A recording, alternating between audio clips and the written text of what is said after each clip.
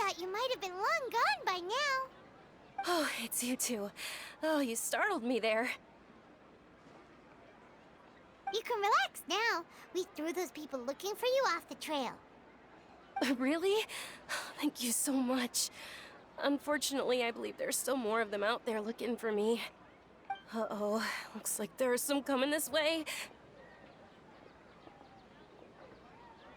Huh? More of them?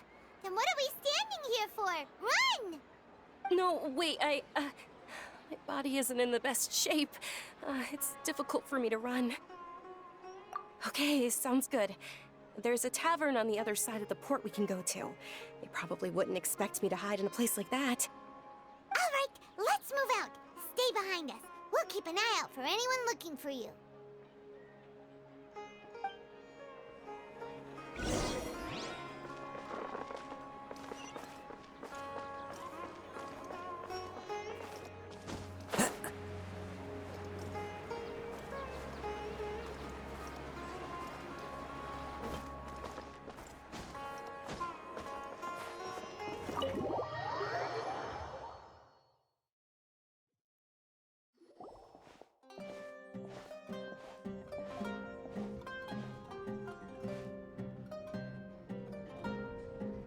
We made it.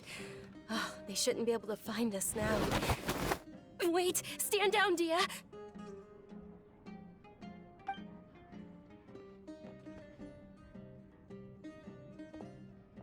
My lady, who are these two? They're travelers that I met on the street just a moment ago. They happened to notice that you were all searching for me, so they helped me hide. I see. In that case, you two should scram. There's nothing here for you. Wait a sec! Who the heck are you? And why are you shooing us away? I'm Miss Dunyarzad's bodyguard, here to see that she returns home safe and sound. My lady, let's get going. You've been gone for so long that your parents are worrying themselves sick. And if I refuse to go with you? It'd be easier for the both of us if you cooperated. But if you insist on not going, then I'll have to carry you like a sack of potatoes. Hey! Dunyarzad already said she doesn't want to go back. Why are you still pushing her? Stay out of this. You don't understand the situation. Sorry, my lady. Even though I'm your bodyguard, your parents are my employers. I have to answer to them. How much? Wait, what? How much more do I have to pay you to become your employer? So you never listen to my parents ever again. Double? A triple? Give me some time and I'll get that much. My lady, this isn't about Mora. I don't know what you think of us Eremites, but let me say this. I like Mora, but I'll never go against my principles. That's why I'm here looking for you. Sure, it's an order from my employer, but my conscience was also telling me it's the right thing to do. And knowing your health, carelessly running around like this is gonna hurt ya. For the sake of those who love you, don't be stubborn. No, you're wrong. I'm aware of my limits and I know what I'm doing. Honestly, the only people being stubborn right now are my parents. And I know perfectly well that it makes no difference if I'm at home or not. I still won't accept reality. And every time I bring this up, they just change the subject. Dia, you've been living with us a long time already. This should be old news to you. Dia, I know it hasn't been easy for Mother and Father, and I'm grateful for everything they've done for me. But there's someone else in this world I'm also grateful to. Because she saved me. The love I have for her is the same I have for my parents. This is my life and my last chance. So I want to do something meaningful. My lady, are you sure what you're doing now is meaningful? Yes, I'm sure. At least, it is to me. Fine, I won't ask you to return home anymore. But let me make something very clear. I'm only doing this because I respect your determination, not because I agree with you. Thank you, Dia. Sorry for being so rude just now. My nerves were acting up. And I even brought up your payment in such an offensive way. Don't worry about it, my lady. I did say that I like Mora. Besides, that's our next topic of conversation. Today's little excursion caused such a ruckus that every single bodyguard at the estate was deployed. It wouldn't be easy to hide things from your old man. Since this definitely won't be your last escapade, here's a little tip. You should at least make it look like your room and things are still in order when you leave. Also, you'll need someone to cover you for when you're out and about. So, I'll let you hire me, my lady. This way, everyone wins. As for the pay, let's say half of what your father pays me. We can settle the bill when we return to the estate. Okay, deal. Yay! Looks like they've reached an understanding.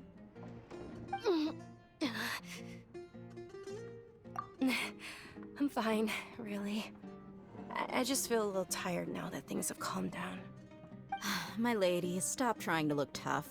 We're already in a tavern, so let's rest up and grab some grub. I'm sorry for worrying you two. If you don't mind, I'd like for you to join us. Sure! After you rest up, we want to hear more about Lesser Lord Kusanali.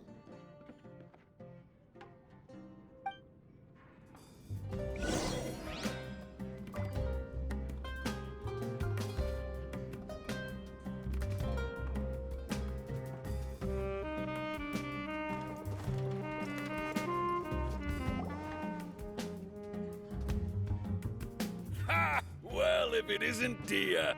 Haven't seen you in nearly half a year. Word on the street is that you're a bodyguard for the Homayani family now. Ha! Don't you find that kind of work boring?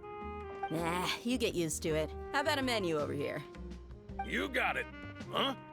Isn't this little Miss Homayani herself? We don't get to serve personages like you very often. We'll be sure to prepare our very best. Thank you, sir, but there's no need. I don't have a lot of Mora on me, and I really ought to save as much as I can. But please bring these two the best food you have. They're my new friends, so I want to be a good host for them.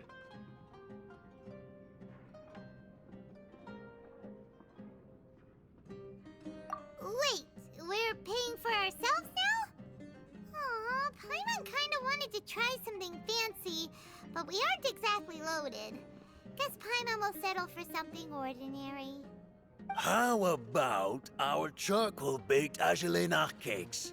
They're our signature snack, and they run cheap. Look, other customers over there are eating some now. They look kind of burnt and dry. Paimon will pass. Hey, come on! Paimon has personal preferences too, you know.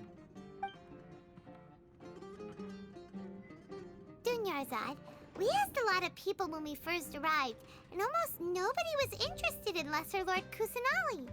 So, what made you want to follow her? Well, remember when you asked me if I knew how to meet the Dendro Archon? Even though I don't know how, I think I've actually seen her before. Huh? Really? Yes, it was when I was a child. At the time, my illness had kept me bedridden for the better part of a year. I was stuck inside and couldn't make any friends, and my parents did their best to find treatments for me. But even then, the Akasha didn't have any helpful information. My younger self no longer had any hopes or dreams. One flare-up was so bad that I was in a semi-conscious state for several days. Then one night, I woke up alone in my room. I was terrified. My body was paralyzed. Even if I cried, there was no sound. At that moment, an ethereal voice spoke in my mind. Dunyarzad, don't be scared. You don't have to cry. Dunyarzad, don't be scared. You don't have to cry. Who are you? How do you know my name? How do I explain this? You might not be able to understand, but actually, I know everything about you. Really? Of course. I know that you're scared of thunder, that you hate taking medicine every morning, and that you love counting the petals on your mom's skirt. Wow, you really do know everything. Dunyarzad, is there anything you want? What? Not really. I can't go anywhere or do anything. Huh? But aren't you a child? All children have wishes. Tell me what you want, and maybe I can make it happen. But can you make my illness go away? Oh. I'm sorry. But I'm not powerful enough to do that right now. Then can you be my friend? After that, the voice said, "Okay, I'll be your friend." Although my body was suffering during those days, that voice encouraged me and told me many wondrous things. Beyond my window was the flourishing Sumeru city. Beyond the city was a lush rainforest. And beyond that was the wall of Samiel, deserts, and all of Teyvat. Once I finally made it through that bout of illness, I couldn't hear that voice anymore. I told my mother about it, but she said that I must have been dreaming. But I know that that voice wasn't a figment of my imagination. Before that, I had never heard of Teyvat.